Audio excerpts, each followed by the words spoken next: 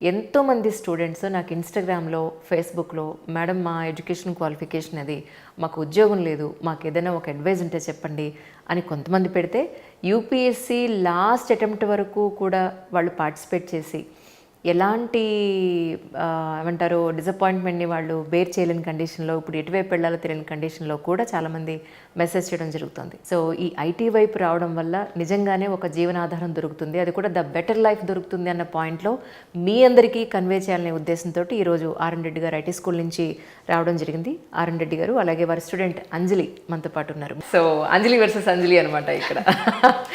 Yes Anjali, please tell you about yourself. నేను 2021 passed out.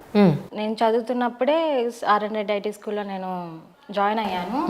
So final year అయిపోయాక హైదరాబాద్ వచ్చి డైరెక్ట్గా కోచింగ్కి నేను ఆఫ్లైన్ అటెండ్ అయ్యాను. నాకు చాలా హెల్ప్ అయ్యింది, అంటే డైరెక్ట్గా మార్క్స్ ఇవి తీసుకోవడం వల్ల నేను చాలా ఇంప్రూవ్ అయ్యాను. బట్ ఇక్కడికి వచ్చాక సెమినార్స్ అవన్నీ అటెండ్ అవ్వడం వల్ల నేను కొంచెం మాట్లాడడం నేర్చుకున్నాను. అలాగే మా ఫాదర్ వచ్చి లారీ డ్రైవర్, మా మదర్ యుఎస్ రిక్రూటర్ తను.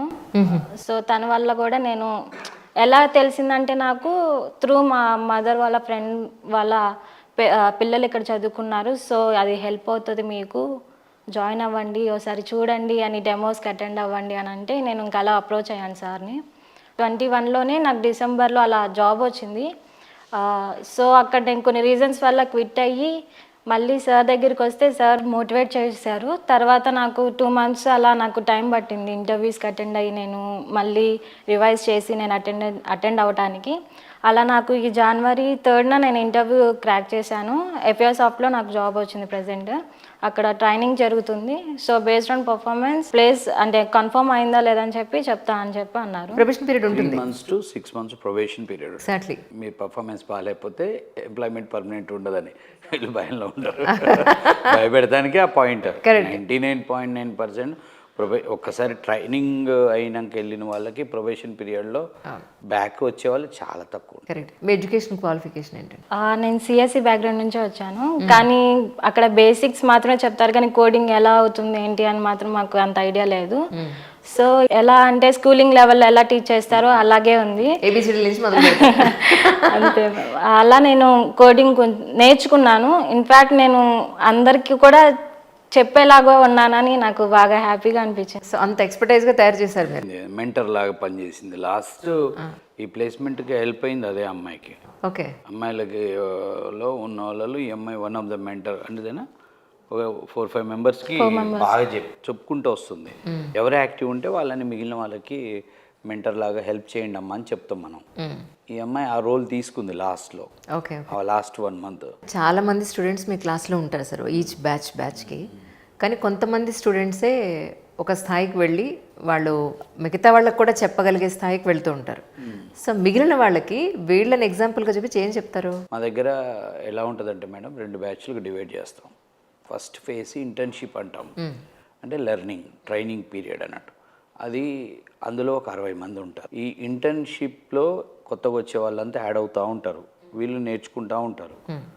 వీళ్ళు నెక్స్ట్ ఫేజ్లో phase 2 ఇంటర్వ్యూ బ్యాచ్ అంటాం, అంటే ప్లేస్మెంట్ బ్యాచ్. ఇంటర్న్షిప్లో స్టార్ట్ అయినప్పుడే ఎలా ఉంటుందంటే, ఇప్పుడు 60 మంది ఉన్నప్పుడు ఒక 30 మంది అమ్మాయిలు 30 మంది అబ్బాయిలు ఉన్నప్పుడు ఎవ్రీ 4-5 మెంబర్స్కి ఒక మెంటర్ని సెట్ చేస్తాం మేము. వాళ్ళకి చెప్తాం మీరు ఒక టీమ్ లాగా డివైడ్ అవ్వండి. ఒకళ్ళు ఎవరైతే యాక్టివ్ ఉన్నారో వాళ్ళు కొంచెం సబ్జెక్ట్ క్లారిటీ బాగుంది అనుకున్నప్పుడు వాళ్ళు ఆటోమేటిక్గా మెంటర్ లాగా ఉండి మిగిలిన 4-5 గైడెన్స్ ఇచ్చుకుంటూ వెళ్తారు. ఈ 4 ఎవరైతే టీమ్ మెంబర్స్గా ఉండి మెంటర్ కింద ఉన్నారో వీళ్ళు మళ్ళీ నెక్స్ట్ వచ్చే స్టూడెంట్స్కి ఆటోమేటిక్గా మెంటర్ అవుతారు. Correct correct. phase 1 phase 2లో ఏదో ఒక టైంలో ప్రతి స్టూడెంట్ కూడా నెక్స్ట్ స్టూడెంట్కి మెంటర్ అవుతారు. మీరు అన్న పాయింట్ ఏంటంటే కొద్దిమంది అన్నారు, 90% మేము వాళ్ళని మెంటర్ లాగా తయారు చేస్తాం. ఇప్పుడు ఈ అమ్మాయి ఎగ్జాంపుల్ తీసుకుందాం. ఈ అమ్మాయి 21 స్టూడెంట్, 21లో జాయిన్ అయ్యి బీటెక్ ఇంకా 2 monthsలో అయిపోద్ది అనగా వాళ్ళ మమ్మల్ని కాంటాక్ట్ చేసి ఎగ్జామ్స్ రాస్తుంది అంటే అడ్మిషన్ తీసుకుంది, జాయిన్ అయ్యి కోర్స్ రన్నింగ్లో ఏమంటే అటు ఇటుగా నడిపించింది. ఎగ్జామ్స్ అయినాక ఫుల్ టైం వచ్చింది. 5-6 monthsలో షీ ప్లేస్డ్. ఫస్ట్ క్యాపిఎంలో 11 మెంబర్స్కి జాబ్ వచ్చింది, అందులో ఈ అమ్మాయికి వచ్చింది. ఫ్రాంక్గా చెప్పాలంటే ఆ టైంలో ఈ అమ్మాయి స్లో. రైట్. ఇంటర్వ్యూస్ కాడికి వచ్చరికి 6 monthsలో she became somewhat good only. That's why she was placed. Right. ఆ కంపెనీలో 1 year 2-3 months జాబ్ చేసినాక ఫ్రెషర్గా చేసినాక మళ్ళీ అమ్మాయి ఏం చేసిందంటే వీళ్ళ మమ్మీ వాళ్ళ పేరెంట్స్ అంతా కలిసి యుఎస్ ఎంఎస్కి పంపిద్దామని చెప్పి అక్కడ ఎగ్జిట్ చేశారు. మాకు చెప్పలేదు ఆ విషయం. F1 వీసా ట్రై చేయడం కోసం ఆ జాబు ఇదంతా కుదరదని ఎగ్జామ్స్ జిఆర్ఈ ప్రిపేర్ అవడానికి అట్లా వీళ్ళు వీసా ప్రాసెసింగ్లో ఒక 8 months బ్రేక్ తీసుకున్నారు. Oh my god. Multiple times maybe student వీసాకి వెళ్ళావా? నాకు అర్థమైపోయింది స్టోరీ. సో ఆడ 1 year 3 months జాబ్ చేసి 8 to 10 months అక్కడ మొత్తం వీసా ప్రయత్నాలలో ఉండి ఇక అది రాకపోవటం వల్ల ఇంకా వీళ్ళు మా దగ్గరికి రావాలన్నా వద్దా అనే డైలమాలో ఉన్నారు. ఓకే. జనరల్గా మేము జాయిన్ అయ్యేటప్పుడు ఏం చెప్తామంటే మీకు జాబ్ వచ్చినాక 1 year వరకు మీకు ఏదైనా ఇబ్బంది ఉంటే మళ్ళీ రండి అని చెప్తాం, ఫార్మల్గా చెప్తాం. మామూలుగా ఎథిక్స్ ప్రకారం ఏంటంటే ఎప్పుడు మన స్టూడెంట్ అయినా మళ్ళీ ఇంకొక 5 ఏళ్ళకి వచ్చినా మనం హెల్ప్ చేయాలనేది నా కాన్సెప్ట్. సో వీళ్ళ మమ్మీ ఓ రోజు మాకు ఫోన్ చేసి సార్ మా అమ్మాయికి జాబ్ ఇప్పిరా అని మా వాళ్ళతో అంటుందండి, మా స్టాఫ్తో. ఏమైంది మీ అమ్మాయి అని వాళ్ళు అంటే లేదు అక్కడి నుంచి లెఫ్ట్ అయ్యాము, తర్వాత వేరే యూఎస్ వీసా ట్రై చేస్తే రాలేదు, ఇప్పుడు ఖాళీగానే ఉంది అంటే నాకు మా వాళ్ళు కాన్ఫరెన్స్లో మాట్లాడిస్తే మీరు రండి మాకు చెప్పకపోతే ఎలా తెలుస్తుంది మేడం అని చెప్తే వాళ్ళు పేరెంట్స్ అమ్మాయి వచ్చారు. వచ్చి మళ్ళీ ఇట్లా అయింది అంటే లేదు ఏం పర్లేదు అంటే వీళ్ళు ఏంటంటే 3 years అయింది కదా అడ్మిషన్, 3 years బ్యాక్ కదా మేము రెస్పాండ్ అవుతాము అనుకున్నాం. లేదు వన్స్ R&D గారు స్టూడెంట్ అయితే చాలు లైఫ్ లాంగ్ ఎంట్రీ ఉంటుంది. మేము జాయిన్ అయ్యేటప్పుడు 1 year అని చెప్తాం కానీ ఈ అమ్మాయిదే బెస్ట్ ఎగ్జాంపుల్. 3 years తర్వాత అంతే కదా వాళ్ళు వాళ్ళకి కాన్ఫిడెన్స్ లేకనే మమ్మల్ని అడగలే. సో ఆమె పాపం తట్టుకోలేక ఈ జాబులు ప్లేస్ అయిన వాళ్ళ మెసేజ్లు వస్తుంటాయి వాళ్ళకి బ్రాడ్కాస్ట్లో, మా అమ్మాయికి పీరాని అడుగుతుంటే మేము రమ్మని చెప్పి పిలిపించి వాళ్ళ మమ్మీకి ఈమెకి వాళ్ళ ఫాదర్ అందరికి చెప్పాం రమ్మనండి అంటే అప్పుడు వాళ్ళ మదర్ ఏమన్నారంటే దూరము బాచుపల్లి అనుకున్నాము రాదు, ఆన్లైన్లో అటెండ్ అవుతుంది, ఇంటర్వ్యూస్కి మాత్రమే పంపిస్తాను అంటే అట్లయితే రావద్దు అని చెప్పాను. సార్ నిజంగా ఎక్స్పీరియన్స్ అయింది మాకు. అంతకుముందు ఈ ఇంట్లో ఉండి ప్రిపేర్ అవుతాము మేము ఇంటర్వ్యూస్కి వస్తున్న వాళ్ళకి చాలా ఇబ్బందులు అయినాయి.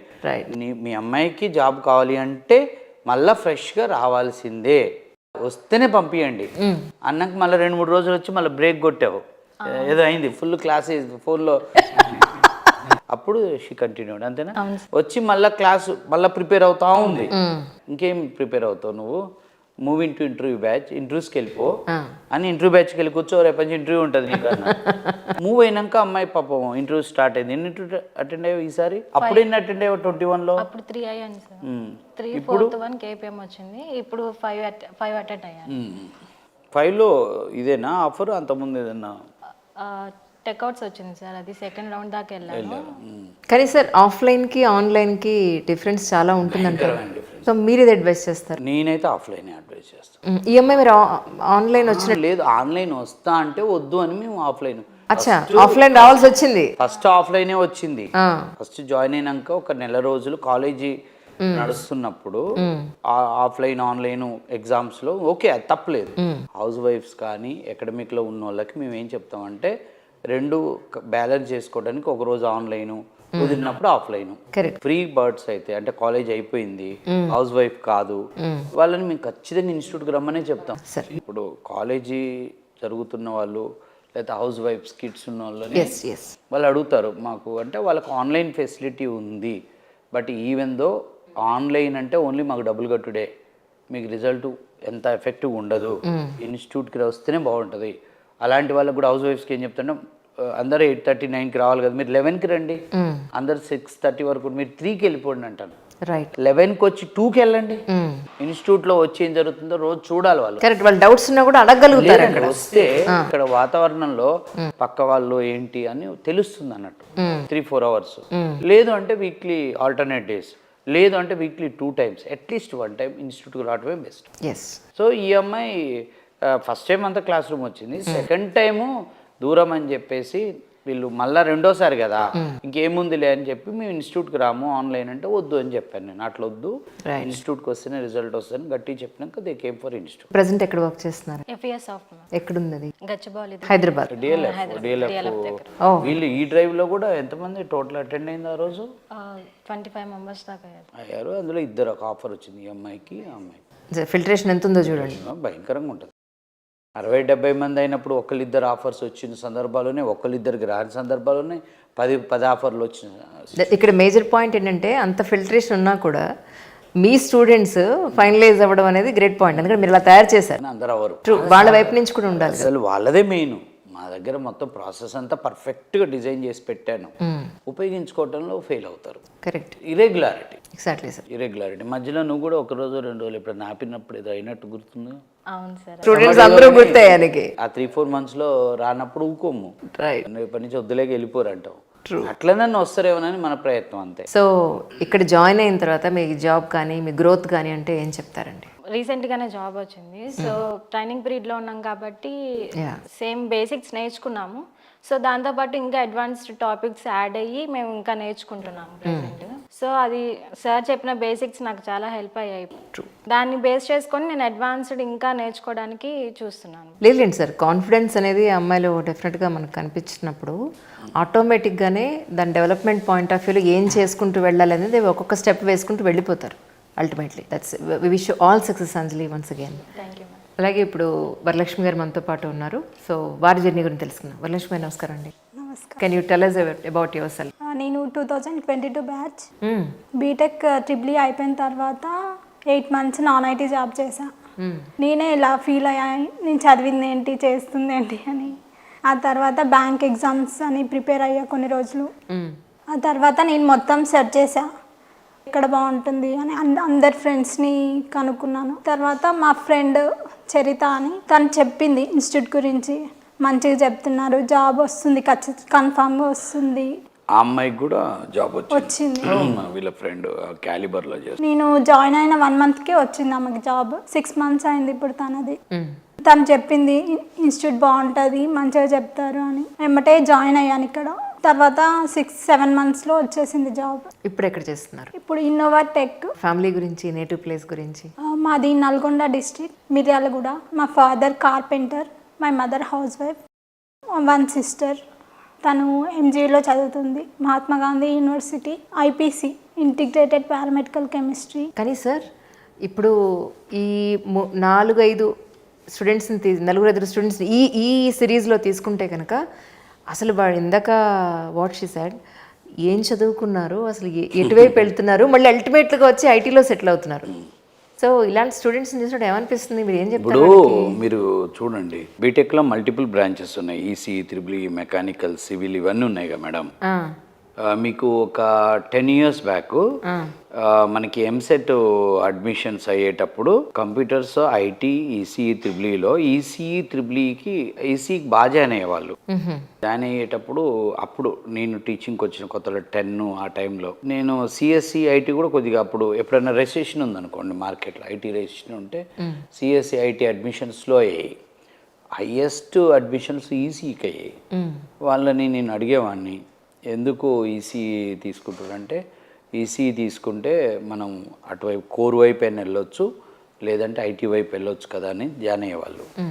బట్ ఏదైనా కానీ మీరు EC, triple E, civil, mechanical core jobs తక్కువ ఉంటాయి, బాగా తక్కువ ఉంటాయి. అది గ్రోత్ ఉండదు, శాలరీస్ తక్కువ ఉంటుంది. ఇదంతా తెలవక ఒక 10 years పీరియడ్ ఇది నడిచింది ట్రెండ్. ఇప్పుడు మీరు లాస్ట్ 2 years నుంచి మీరు ఇంజనీరింగ్ కాలేజ్ వాళ్ళని ఎంక్వైరీ చేయండి, హైయెస్ట్ అడ్మిషన్స్ అయ్యేది సిఎస్సికి, ఐటీకి. ఇప్పుడు రియలైజ్ అయ్యారు జనాలు. ఇది నేను 10 ఏళ్ల క్రితమే మాట్లాడాను దీని గురించి చాలా. అయితే మనం ఆడియన్స్ కూడా చెప్పాల్సింది ఏంటంటే, మీరు జాయిన్ అయ్యేటప్పుడే ఆలోచించుకోండి. ఇప్పుడు మీరు EC, triple E, mechanical, civil ఆ ఫీల్డ్లో ఉండేది ఉంటేనే ఆ ఫీల్డ్లో చదవటం బెటరు. మరి అది చదివి మళ్ళీ ఐటీకి వచ్చే బదులు మేడం ఎక్కువ జాబ్స్ ఉంది సాఫ్ట్వేర్. మీకు ఈసీ, కోరు, మెకానికల్, త్రిబుల్ ఈ వీటిలో జాబ్స్ ఉండవు, తక్కువ ఉంటుంది, గ్రోత్ ఉండదు. బట్ నాకు అర్థం కాదు, 4 years చదివి అక్కడ they tried in core side and they will understand that we are not getting jobs in core. If they get the job also, the salary will be less and growth ఉండట్లేదు. So ఎన్విరాన్మెంట్లలో ఇబ్బందులు వస్తున్నాయి. ఇండస్ట్రీస్లో పనిచేసేటప్పుడు ఆ machines, ఇప్పుడు mechanical వాళ్ళది అదే problem. మళ్ళీ వాళ్ళు 1-2 years జాబ్ చేసి బాగాలేదని వస్తున్నారు. ఇప్పుడు ట్రావెలింగ్ అంతా వేరే రూట్కి వస్తున్నారు. దాని బదులు అదే బీటెక్, సిఎస్సి తీసుకోవటం బెటర్ కదా. ఇప్పుడు ట్రెండ్ మారింది, ఎక్కువ సిఎస్సి, ఐటీకి అడ్మిషన్స్ అవుతున్నాయి. కానీ ఎవరైనా రావచ్చు. Correct correct. ఏ ఎవరైనా స్ట్రీమ్లో ఉన్నా కూడా రావచ్చు. రావచ్చు, అందులో డౌట్ లేదు. అదేదో డిగ్రీలోనే కంప్యూటర్ సైన్స్ ఉంటే బెటర్ కదా. ఇంజనీరింగ్ బదులు బీకామ్ కంప్యూటర్స్ చదవండి, బీఎస్సీ కంప్యూటర్ చదవండి. బీఏలో కూడా కంప్యూటర్స్ వచ్చినాయి కొన్ని చోట్లల్లో. అవును. ఏ గ్రాడ్యుయేషన్ చదివినా మీరు ఐటీ వైపు రావాలనుకున్నప్పుడు కంప్యూటర్స్ లో చదవటం మంచిదనేది నా అభిప్రాయం. ఏమంటారు మీరు? Correct sir, correct sir, absolutely. అంటే మనం ఒక గోల్ పెట్టుకున్నప్పుడు ప్రతి అడుగు అటువైపే ఉండాలి. బెటర్ కదా, టైం వేస్ట్ అవ్వదు, ఎనర్జీ వేస్ట్. ఇప్పుడు వీళ్ళు 4 years ఇంజనీరింగ్ లో ఈసీఏ త్రిబుల్ ఈ వాళ్ళకి ఓన్లీ ఫస్ట్ ఇయర్ లో సి లాంగ్వేజ్ ఉంటుంది, కంప్యూటర్ సబ్జెక్ట్స్. 4 years లో మొత్తం టోటల్ ఎన్ని subjects total approximate with languages 20 ఉంటాయి, ఒక 20 or 30 ఉంటాయి అనుకోండి. ఇందులో కంప్యూటర్ సబ్జెక్ట్స్ ఒకటే ఉంటుంది, ఇంకెవరైనా ఉన్నాయా? ఎక్కువ ఫస్ట్ ఇయర్లో ఏ బ్రాంచ్ ఇంజనీరింగ్ స్టూడెంట్కైనా కామన్గా సి ప్రోగ్రామింగ్ మాత్రం పెడతాడు. అదే కంప్యూటర్ సైన్స్ ఐటీ స్టూడెంట్ ఏం చేస్తాడంటే 4 years వాళ్ళ 25-30 సబ్జెక్ట్స్ కూడా కంప్యూటర్స్ రిలేటెడ్ సబ్జెక్ట్స్ ఉంటాయి. వాళ్ళు ఐటీ కోర్సులకు వచ్చినప్పుడు ఈజీగా ఉంటుంది కదా వాళ్ళకి. సో అది ఒకటి జరుగుతున్న పొరపాటే. ఒక రకంగా చెప్పాలంటే మనం ఆడియన్స్కి చెప్పేది ఏంటంటే ఐటీ జాబ్సే ఎక్కువ ఉన్నాయి. వద్దనుకున్నా కాదనుకున్నా అబద్ధమే, నిజమే. ఉన్న నిజం ఏంటంటే సాఫ్ట్వేర్ జాబ్లు ఎక్కువ ఉన్నాయి, శాలరీస్ ఎక్కువ ఉన్నాయి. ఏ ప్రపంచంలో ఎక్కడికి పోయినా వీళ్ళు సాఫ్ట్వేర్ జాబ్ చేసుకునే అవకాశం ఉంది. సో దానికి బెటర్ ఏంటంటే better to do CSC, BTech CSC, BTech IT or BSc computers, BCA, BCom ఏదైనా డిగ్రీలో కంప్యూటర్స్ చదవటం బెటర్ మేడం. అది బెస్ట్. దానివల్ల ఈజీ అవుతుంది వాళ్ళకి. ఈ కోర్సులకు వచ్చినప్పుడు కూడా వాళ్ళకి జాబ్ రావడం కొంచెం తొందరగా వస్తుంది. Sir great valuable point sir. ఎందుకంటే ఇప్పుడు ఇంటర్మీడియట్ అయిపోయి డిగ్రీకి వెళ్ళే స్టూడెంట్స్కి చాలా మందికి యూజ్ అవుతుంది ఈ పాయింట్. తొందరగా కెరియర్లో సెటిల్ అవ్వాలి అని అనుకునే వాళ్ళకి ఇది ఒక మంచి అడ్వైస్ అవుతుంది. Thank you sir, thank you so much.